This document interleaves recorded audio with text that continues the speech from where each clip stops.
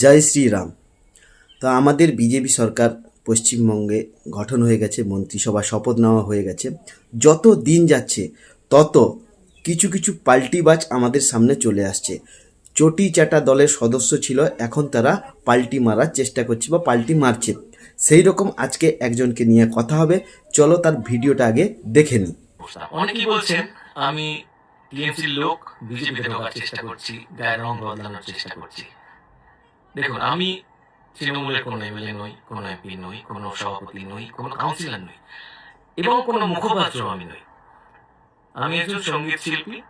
তো দেখলেন ভিডিওটা, এরা চটি চাটতে চাটতে নিজেদের দেওয়া কথা নিজেরাই ভুলে গেছে। তো চলো আরেকটা ভিডিও এর দেখে নিই। কিন্তু আমি মানুষ যে কেশব, মানে যে কেশব গায়ক নয়, যে কেশব মানুষ কেশব, সেই কেশব শুধু তৃণমূল কংগ্রেসের, সেই কেশব অভিষেক ব্যানার্জি ছাড়া কিচ্ছু বোঝে না।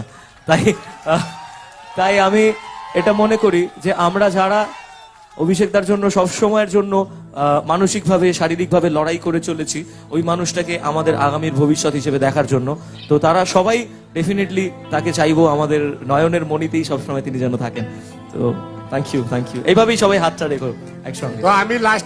তো দেখলেন এরা আগে কেমন ছিল, এখন বিজেপি জয়লাভ করার পর, বিজেপির মন্ত্রিসভা গঠন হওয়ার পর এরা কিভাবে পাল্টি কাটছে, কি এদের বর্তমান অবস্থাটা একবার দেখে নিই।